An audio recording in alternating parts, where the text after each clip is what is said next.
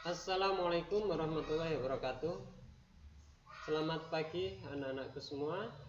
Semoga kalian dalam keadaan sehat walafiat.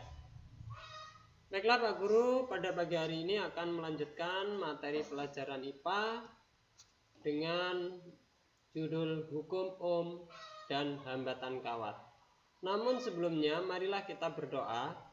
Semoga pembelajaran pada pagi hari ini dapat berjalan dengan lancar. Berdoa mulai. Bismillah. Baiklah anak-anakku, kita lanjutkan pelajaran hukum Ohm dan hambatan kawat. Hukum Ohm ini ditemukan oleh seorang ilmuwan yang bernama Gauss Simon Ohm pada tahun 1787 sampai 1850, ya, sehingga hukumnya dikenal dengan nama hukum Ohm. Bunyi hukum Ohm. Hukum Ohm berbunyi, kuat arus atau I yang mengalir dalam suatu pengantar atau kawat sebanding dengan beda potensial V, ya, bisa juga tegangan, antara ujung-ujung pengantar dan berbanding terbalik dengan hambatan listriknya, yaitu R. Seperti ini. Nah, secara matematis, hukum Ohm ditulis V sama dengan R kalikan I, atau R sama dengan V dibagi I, atau I sama dengan V per R, di mana R merupakan faktor pembanding yang besarnya tetap untuk suatu pengantar, yaitu pada suhu tertentu, jadi suhunya harus tetap juga. Faktor pembanding ini dinamakan dengan hambatan pengantar, ya, sehingga R sama dengan V per I dengan satuan R adalah volt per ampere atau dikenal dengan ohm, yang dilambangkan seperti ini. Ini bacanya omega atau ohm.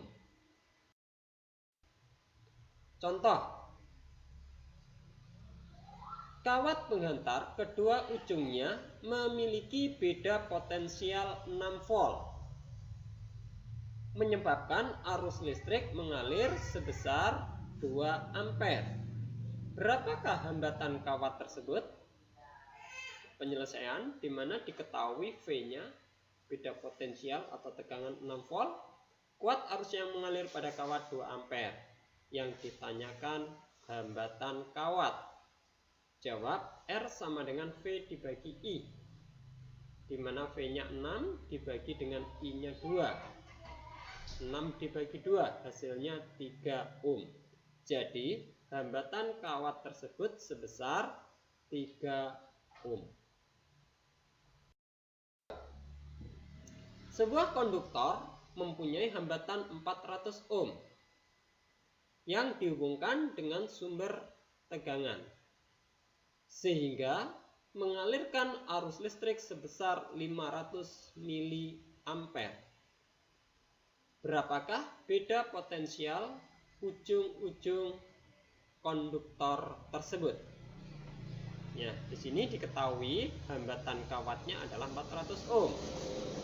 Kuat arusnya 500 miliampere. Kita jadikan ampere menjadi 0,5 ampere. Yang ditanyakan beda potensial atau tegangannya. Jawab, V sama dengan I dikalikan R. 0,5 dikalikan 400 hasilnya 200 volt. Jadi beda potensial pada kedua ujung konduktor adalah 200 volt. Nah, itu kita bicara tentang hukum Ohm. Sekarang kita lanjutkan hambatan suatu penghantar. Nah, kita analogikan sebuah air yang mengalir dari sebuah bak air. di mana pada saluran A ya, di sini tidak ada hambatannya sama sekali. Sedangkan pada saluran B ada hambatannya, beberapa hambatan, beberapa tanah yang menghalanginya. Nah, di sini dengan adanya perbedaan aliran air dari ketinggian yang sama disebabkan adanya hambatan di salah satu pipanya, maka pada bak A yang tidak ada hambatannya lebih cepat penuh dibanding dengan bak B. Nah, ilustrasi aliran muatan di dua pengantar ini yang berbeda luas penampangnya. Karena di sini banyak hambatannya sehingga luas penampangnya semakin kecil. Kalau di sini luas penampangnya tetap sama antara ujung ke ujung. Nah, dari situ maka kita bisa mengetahui faktor-faktor yang mempengaruhi nilai hambatan suatu pengantar. Yang pertama, panjang kawat L, ya ini L bukan I. Kemudian L. Yang kedua adalah semakin panjang kawat maka semakin besar nilai hambatannya. Dan kebalikannya, jika semakin pendek maka hambatannya semakin kecil. Yang kedua, luas penampang kawat ya, A, luasnya. Semakin besar penampang pengantar maka hambatannya semakin kecil ya, semakin luas maka hambatannya semakin kecil, maka alirannya semakin cepat, arusnya semakin besar. Kemudian hambatan jenis kawat ya, jenis kawat yang digunakan antara tembaga, besi, aluminium itu mempunyai hambatan jenis yang berbeda-beda yang disimbolkan dengan lambang Rho kayak huruf P. Ini bacanya adalah Rho. Semakin besar hambatan jenis pengantar, maka semakin besar nilai hambatannya. Sehingga secara matematis kita tuliskan R sama dengan Rho kalikan L dibagi A. R adalah hambatan kawat, Rho adalah hambatan jenis kawat, L adalah panjang kawat, dan A adalah luas penampang kawat. Contoh, kawat tembaga panjangnya 15 meter memiliki luas penampang 5 mm persegi. Jika hambatan jenisnya 1,7 kali 10 pangkat min 8 ohm meter, berapakah hambatan kawat tembaga tersebut?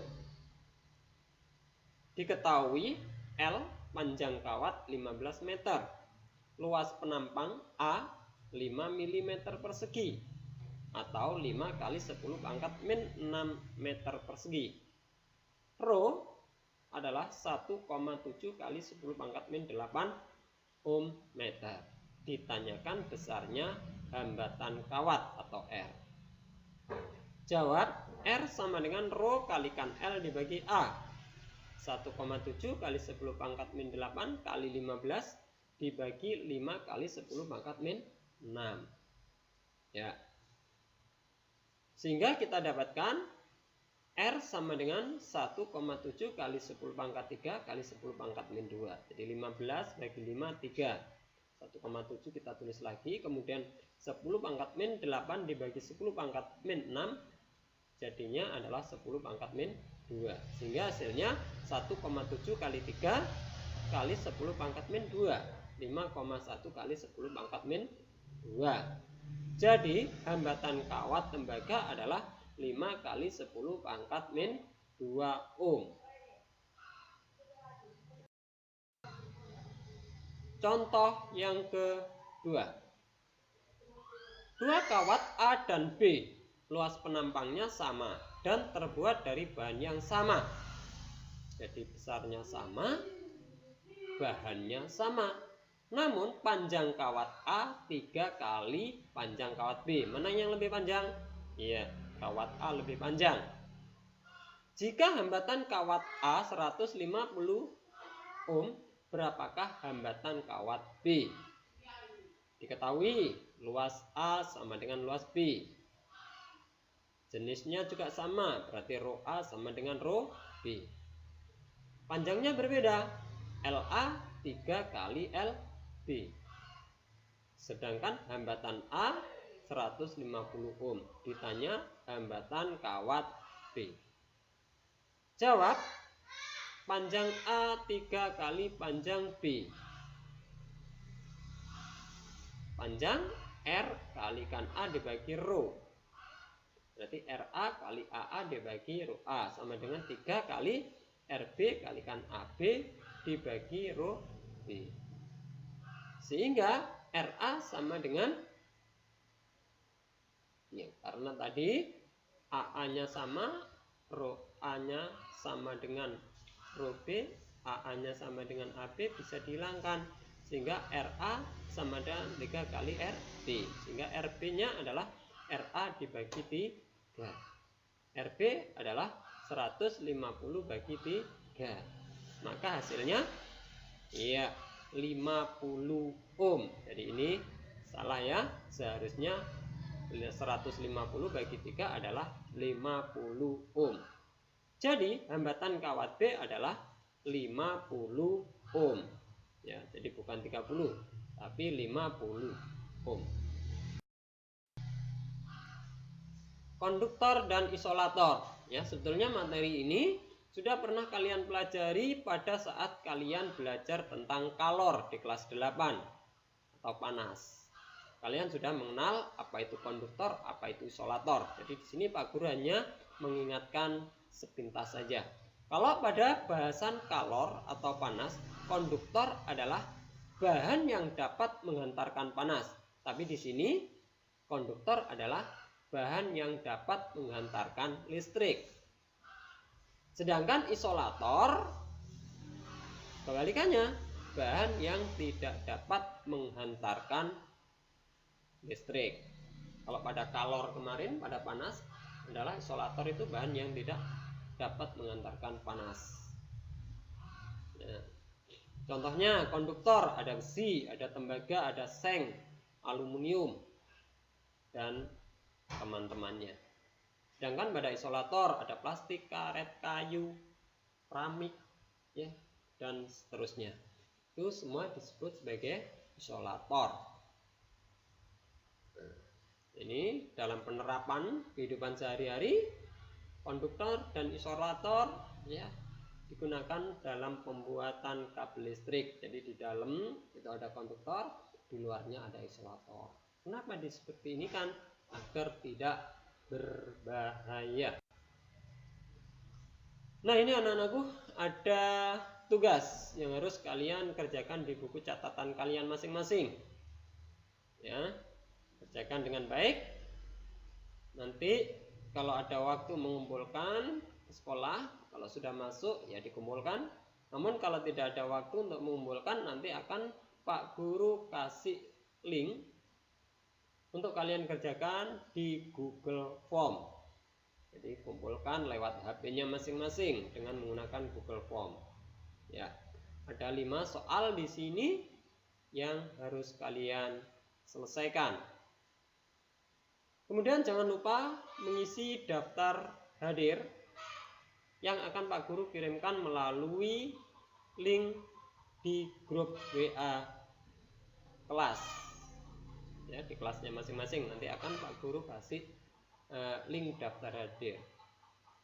Ya, mungkin itu yang bisa Pak Guru sampaikan pada pagi hari ini. Semoga yang singkat ini bisa bermanfaat. Selamat mengerjakan tugas dan beraktivitas, dan semoga kita semua masih dalam lindungan Tuhan Yang Maha Esa. Pak Guru akhiri, Assalamualaikum warahmatullahi wabarakatuh.